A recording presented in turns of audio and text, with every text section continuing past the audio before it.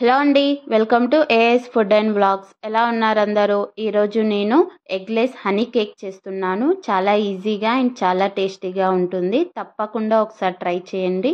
Even చిన్న పిల్లలకి కూడా నచ్చుతుంది అండ్ హ్యాపీగా ఇంట్లోనే ప్రిపేర్ చేసుకోవచ్చు. ఇప్పుడు అందరి దగ్గర ఇలాంటి మెజరింగ్ కప్స్ ఉండొచ్చు, ఉండకపోవచ్చు. సో నేను ఇలాంటి స్టీల్ బౌల్తో అన్నీ దీంతోనే కొలతలు తీసుకొని కేక్ రెడీ చేస్తున్నాను. ఇప్పుడు ఒక మిక్సీ జార్ తీసుకొని 1 కప్ ఆఫ్ షుగర్ యాడ్ చేస్తున్నాను అండ్ 3/4 ఆయిల్ వేస్తున్నాను. ఇది ఫ్లేవర్లెస్ ఆయిల్. నేను గోల్డ్రప్ ఆయిల్ తీసుకున్నాను. పల్లి నూనె అలాంటివి తీసుకోవద్దు, కేక్ ఖరాబ్ అవుతుంది.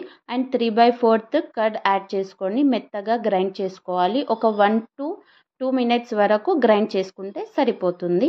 ఇప్పుడు ఒక మిక్సీ బౌల్ తీసుకొని అందులో నేను ఒక 2 cups ఆఫ్ మైదా పిండి వేస్తున్నాను. ప్లెయిన్ మైదా పిండియే వేస్తున్నానండి.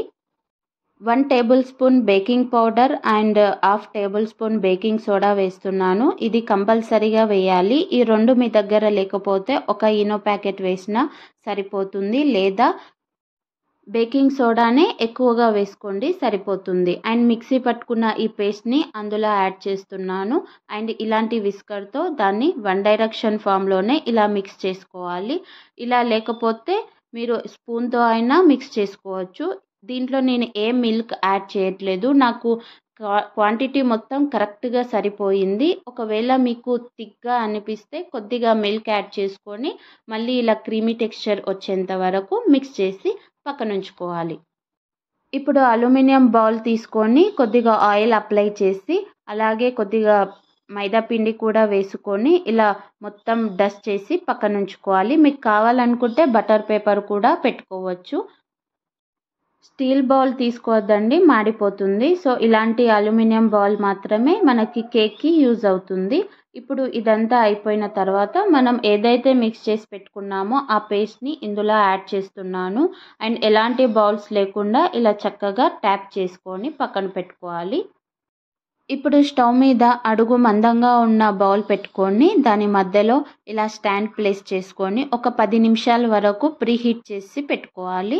ఇలా ప్రీహీట్ అయిన దాంట్లో మనము ఏదైతే కేక్ బ్యాటర్ ప్రిపేర్ చేసామో అది ప్లేస్ చేసుకొని పైన ఇలా బరువు పెట్టుకొని ఒక 30 to 40 minutes వరకు కేక్ని బేక్ చేసుకుందాం.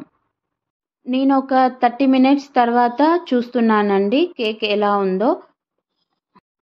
ఇలా నైఫ్ తీసుకొని మధ్యలో ఒకసారి ప్రిక్ చేసి చూస్తున్నాను అండ్ కేక్ ఇంకా కుక్ అవ్వలేనట్టుంది. సో మళ్ళీ ఒక 10 minutes తర్వాత బేక్ చేసి చూసేద్దాం.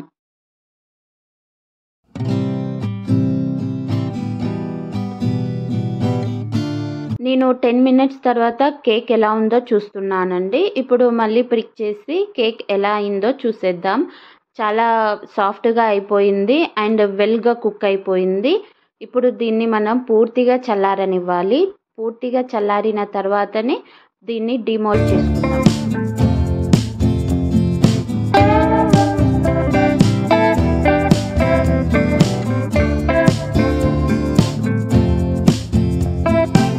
కేక్ పూర్తిగా చల్లారిపోయిందండి. ఇలా నైఫ్తో ఒకసారి మొత్తం సర్కిల్గా ఇలా అనుకుంటే మనకి 2-3 times ఇలా కేక్ని ట్యాప్ చేసినామంటే మన కేక్ అనేది ఈజీగా వచ్చేస్తుంది. చూడండి కేక్ ఎంత బాగా వచ్చేసిందో.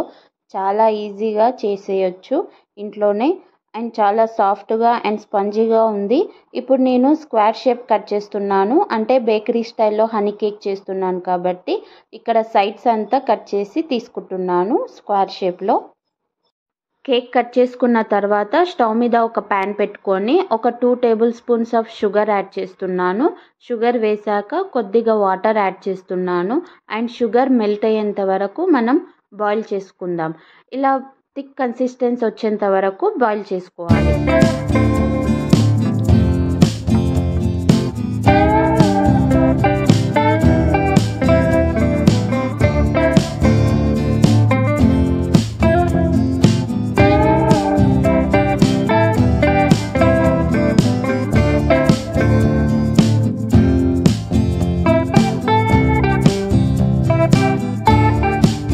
ఇప్పుడు షుగర్ సిరప్ రెడీ అయిపోయింది అండ్ కేక్ తీసుకొని ఇలా టూత్పిక్తో మనం హోల్స్ పెట్టుకోవాలి. ఎందుకంటే షుగర్ సిరప్ని ఇందులో అప్లై చేస్తాము.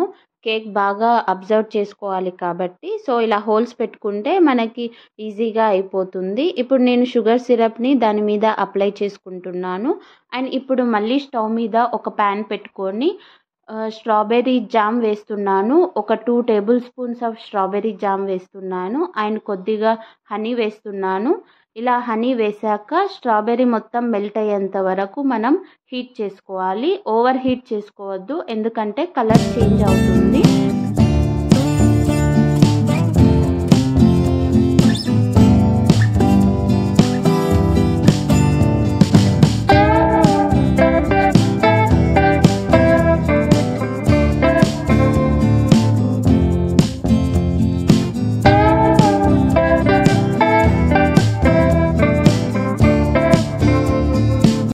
హనీ సిరప్ రెడీ అయిపోయింది. ఇప్పుడు కేక్ పైన అప్లై చేసుకుందాము. ఇలా కొద్ది కొద్దిగా అప్లై చేస్తూ నైఫ్తో ఈవెన్గా స్ప్రెడ్ చేసుకోవాలి. ఇలా నైఫ్తో ఈవెన్గా స్ప్రెడ్ చేసుకున్న తర్వాత మనం దాన్ని పీసెస్గా కట్ చేసుకోవాలి. ఇలా కట్ చేసుకున్నాక ఒక ప్లేట్లో సర్వ్ చేసుకొని ఒక 1 అవర్ పాటు ఫ్రిడ్జ్లో పెట్టైనా తినొచ్చు, లేదా అలాగైనా తినొచ్చు. చాలా టేస్టీగా ఉంటుంది. మీకు కావాలనుకుంటే కోకోనట్ పౌడర్ దానిపైన స్ప్రింకిల్ చేసుకుంటే చూడ్డానికి కూడా చాలా బాగుంటుంది. అంతేనండి, tasty eggless honey cake ready అయిపోయింది. ఈ వీడియో మీకు నచ్చింది అనుకుంటున్నాను. అండ్ ఈ వీడియో మీకు నచ్చినట్లయితే please like, share and subscribe to my channel. And thanks for watching. మళ్ళీ నెక్స్ట్ వీడియోలో కలుస్తాను. బాయ్.